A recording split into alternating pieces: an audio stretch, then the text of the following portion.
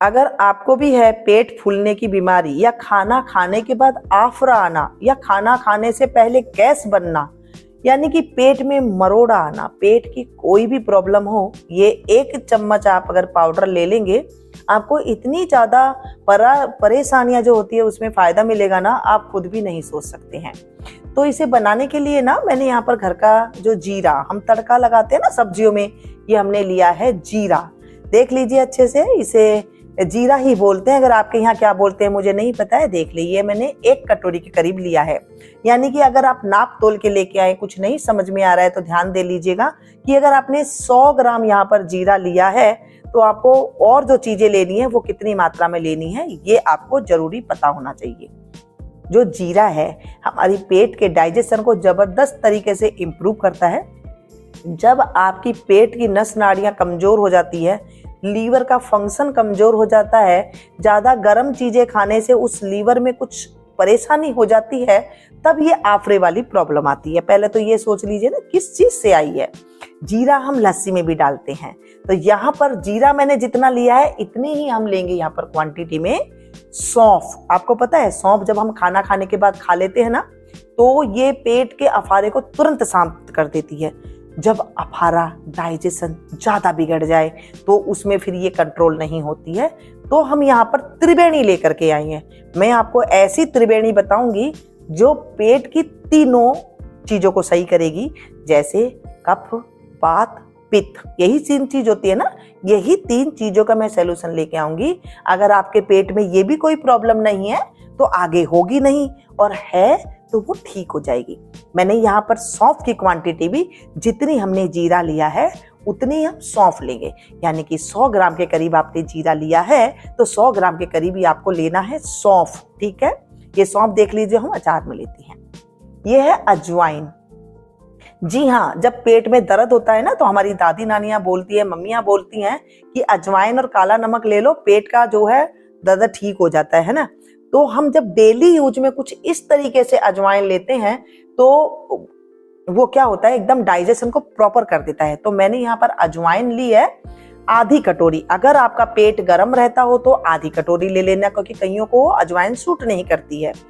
और अगर प्रॉपर आपका पेट रहता हो तो आप यहाँ पर 1 कटोरी ले सकते हैं। अब कढ़ाई ली, कढ़ाई में हम डालेंगे जीरा। जीरा को ज्यादा नहीं भूनना है, जैसे एकदम हम काला काला बना देते हैं ना रायते में डालने के लिए, ऐसा आपको नहीं बनाना है। आंच को रखनी है एकदम धीमा।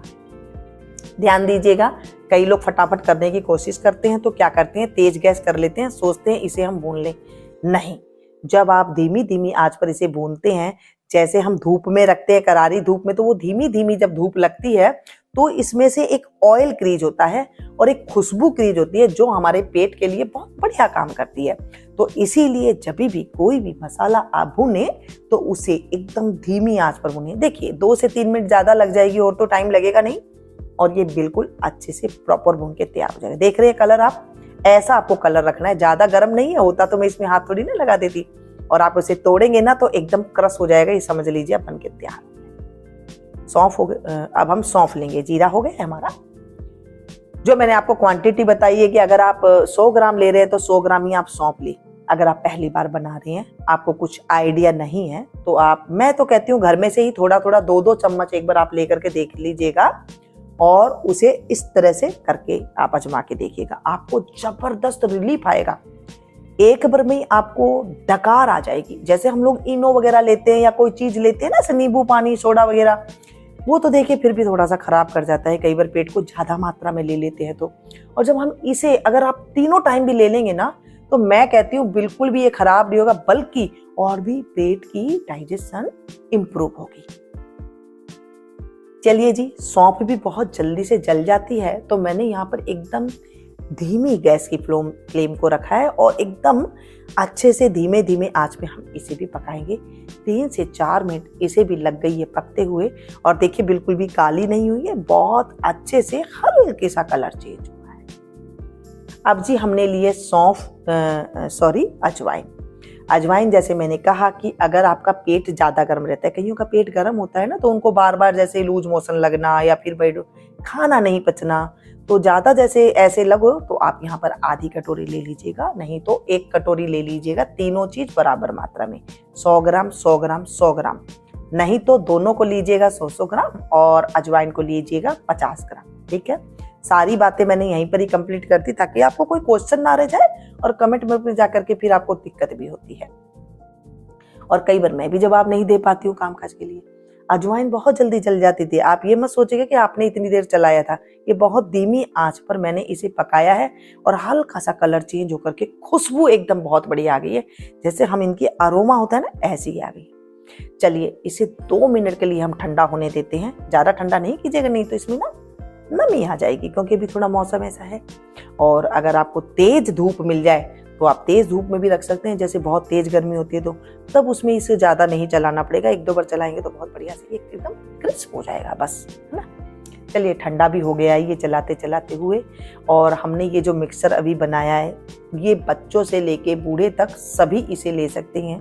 पेट की कोई भी बीमारी हो ले सकते हैं। ऐसे नहीं कि हमें ये बीमारी तो ले सकते हैं, ये बीमारी तो ले सकते हैं, कोई दिक्कत नहीं है। देखिए हम सब्जी में जीरा भी डालते हैं, सौंफ भी डालते हैं, अजवाइन भी डालते हैं, तो कोई नुकसान वाली बिल्कुल भी बात नहीं है।